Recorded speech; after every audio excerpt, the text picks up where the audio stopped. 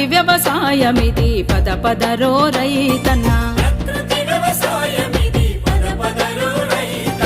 రక్షిత ఫల సాయానికి తరుణమిదే కూలమ్మా.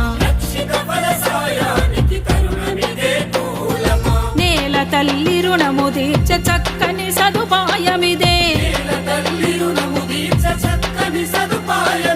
పల్లెల నవ భారతం జై కిసాన్ నినాదం ప్రకృతి వ్యవసాయమిది. రక్షిత ఫల సాయానికి బలే బలే